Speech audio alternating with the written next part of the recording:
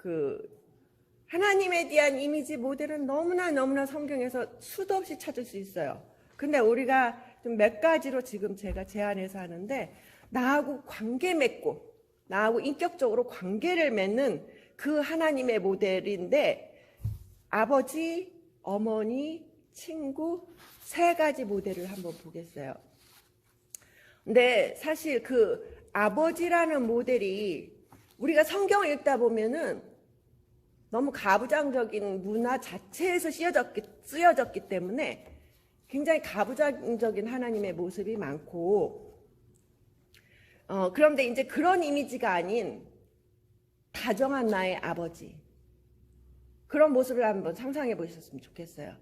근데 제가 이것이 다가 아니구나라는 걸 어느 날 느꼈어요. 저는 사실 저희 아버지를 굉장히 존경하고 저희 아버지를 굉장히 자상하고 따뜻한 분이에요. 그래서 내가 하나님을 아버지 하면 우리 아버지의 그 모든 것과 연결돼서 너무너무 아버지가 좋은 거예요. 아버지 이렇게만 해도 눈물이 탁 나오는 아버지.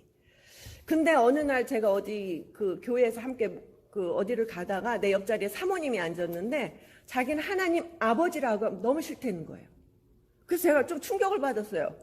그래서 이게 왜냐하면 자기가 자랄 때 그 아버지의 모습이 굉장히 자기를 힘들게 하고 상처를 많이 받았기 때문에 자기는 아버지라는 모습을 하면 하나님의 이미지가 오히려 깨진다는 거예요.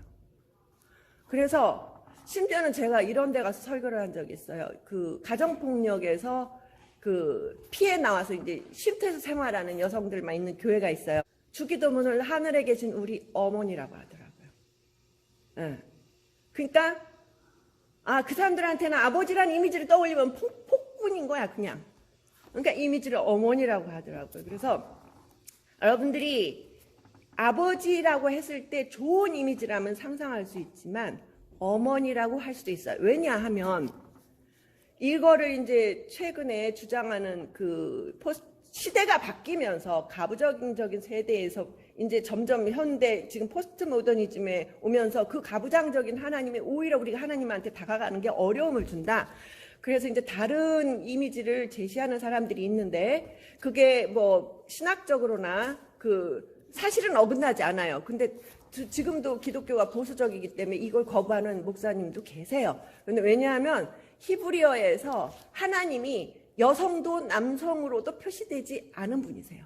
하나님은 여성도 남성도 아닌 성을 초월하신 분이세요. 헬라어나 히브리어는 그 어떤 명사나 뭘 표시할 때 여성, 남성을 표시하는데 그것이 아닌 분이세요, 하나님은. 그렇기 때문에 어머니로서의 이미지, 어떻게 보면은 성경에 우리가 자비롭고 인자하시고 사랑이 많으신 하나님 하면 사실은 그게 어머니 이미지가 많거든요. 제가 신학대학원 때 그 논문을 쓴 게 이 부분이었어요. 그래서 너무 가부장적이고 권위적인 하나님에서 벗어나서 우리가 좀 더 그 나한테 다가오는 하나님 이미지는 뭘까 하면은 이 감성적인 하나님 자체가 굉장히 감성이 풍부하세요. 그래서 어머니의 이미지, 또 이제 그 친구의 이미지, 그 셀리 맥페그라는 은유 신학자도 그렇고 그 매칠드라는 이런 신학자들은 요즘 이런 것들을 주장하는데 그 매칠드는 특히 이렇게 주장했어요. 뭐 아버지 어머니 제가 잠깐 더 부연 설명하면 창조하시는 하나님 아버지의 이미지를 가질 수 있지만 구원하시는 건 어머니 이미지다. 이렇게 할 수 있고, 또 친구라는 건요 사실은 굉장히 파격적인 이미지예요. 왜냐하면 구약시대 때 하나님은 이름이 없었어요. 정확히 말하면 성경에 하나님의 이름이 정확히 기록이 안 돼 있어요. 왜냐하면 그분은 너무 거룩하셔서 우리가 하나님을 감히 이름을 지어서 부를 수가 없었어요. 그래서 원래 히브리어 성경에 예를 들면 하나님 하면 자음만 기록돼 있고 모음이 빠져 있어요. 그래서 정확히 우리가 뭐라고 불러야 할지 몰라요. 근데 나중에 추측해서 우리가 아도나이 또는 여호와 뭐 엘로힘 이렇게 추측해서 부르지만 너무나 거룩하기 때문에 우리가 이름조차도 부를 수 없던 분이에요. 우리는 그분을 보기만 하면 죽었어요. 근데 친구라면 이거는 너무너무 파격적이고 충격적인 이미지예요. 근데 이걸 누가 말씀하셨어요? 예수님이 말씀하셨어요. 나는 너희 친구다. 그리고 그냥 친구도 아니고 나는 모든 사람들이 막 다 경멸하는 죄인과 세리의 친구다 라고 얘기하셨어요. 그래서 사실 우리가 이제부터는 좀 하나님의 모델을 우리 성경 시간에서 추구하는 거는 정말 내가 가까이 다가가고 내 곁에 계시고 나를 사랑하고 부드럽고 정말 온유하고 이런 이미지. 그래서 자기가 어떤 이미지를 가져도 좋아요. 다 가져도 좋고 이 중에 어떤 부분 취사 선택해도 좋아요. 그러나 우리가 선택할 수 있고 이런 여러 가지 이미지들이 있다는 걸 여러분들이 알고 받아들이시면 될 것 같아요. 그래서 이제 그런 이미지 중에 제가 오늘 하나님의 모델로서 한 6가지 정도 정리했거든요. 그래서 보면 일단 나와 항상 함께 하시는 하나님. 이거를 성경에 구체적으로 명시하고 있는데 임마누엘의 하나님. 그래서 마태복음 1장과 28장에 말하고 있어요. 이게 굉장히 중요한 의미인데요. 내가 책을 쓰거나 글을 쓸 때 엄청 신경 쓰는 게 어디 부분일까요? 처음 시작할 때야. 처음 시작할 때 이거에 어떤 이 전체를 대표하는 어떤 대표성을 가지는 걸로 처음에 딱 시작을 해야 돼요.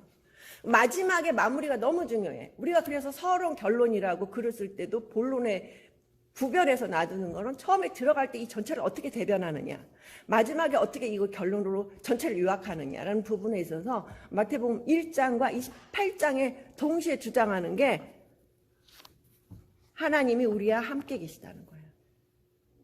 마태복음 1장 보라 처녀가 잉태하여 아들을 낳을 것이요 그의 이름을 임마누엘이라 하리니 이 임마누엘의 의미가 하나님이 우리와 함께 계시다.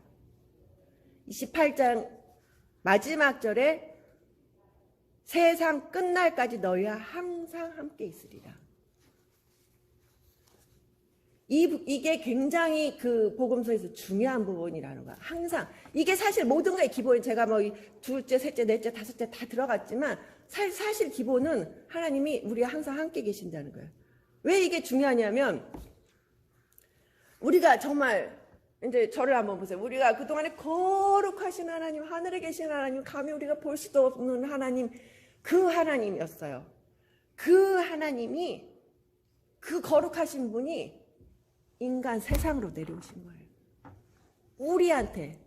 그러니까 하나님과 우리는 사실 신과 인간은 연속적이지 않아요. 신은 신이고 인간은 인간이에요. 절대로 인간 신이 될 수 없잖아요. 절대로 같은 선상에 있지 않은 그분이 우리를 위해서 우리한테 내려오셨어요. 그러니까 우리가 아까 제가 아버지의 어머니 친구라 그래서 앞으로 제가 강조할 건 뭐냐면 신앙생활에서 균형이 필요해요. 그렇다고 우리가 아버지 어머니 친구로 여긴다 그래서 하나님의 거룩하신 하나님을 버리느냐? 절대 아니에요. 신앙생활에는 항상 두 가지를 다 우리가 염두에 둬야 돼요. 그래서 두 가지를 다 균형을 이루어야 돼. 거룩하신 하나님인데 그분이 나한테 내려오신 하나님이야. 두 가지 하나님이 다 계셔야 돼요. 너무 거룩하기만 하면요, 우리가 정말 내 안에서 하나님을 내 안으로 진짜 친밀하게 모실 수가 없어. 근데 그분이 나한테 오셨다고요. 그래서 내가 너하고 함께 할게. 성경에서 사실 히브리어에서 기본적인 어원의 뜻이 뭐냐 이걸 아는 게 굉장히 중요해요. 근데 여러분들이 뭐 그걸 다 알 수는 없으니까 이번에 이제 한번 보면은 함께 있다라는 건 결합하다, 뗄래야 뗄 수가 없다.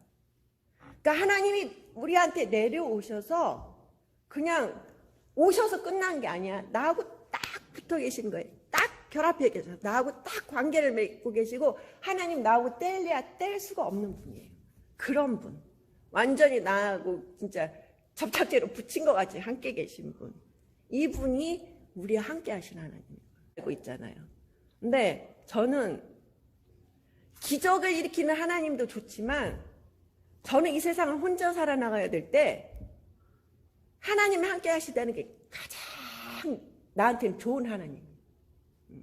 내가 외로울 때, 힘들 때, 이겨내야 할 때, 내가 뭐 절망할 때, 낙심할 때 하나님이 함께 계신다는 것만큼 저한테는 큰 게 없어요. 그것만큼 의미 있는 게 없어.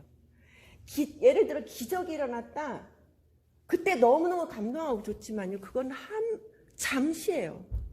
매일매일 내 생활에서 기적이 일어날 수는 없잖아요. 매일매일 내 생활에서 그게 반복될 수는 없잖아요. 예를 들면 우리가 숨을 쉬는 것도 사실은 기적인데 우리가 매일 하기 때문에 사실은 기적이라고 안 느끼잖아요. 근데 그런 극단적인 어떤 기적보다는 그냥 내 매일매일의 삶에 함께 하시는 거. 그게 저한테는 너무 중요해요. 그래서 내 안에 거하시는 하나님. 아까도 얘기했지만 하나님이 내려오셔서 실제로 말씀하셨어요. 요한복음 15장 4절에 내 안에 거하라. 나도 너희 안에 거하리라. 포도나무의 비유 다 아시죠?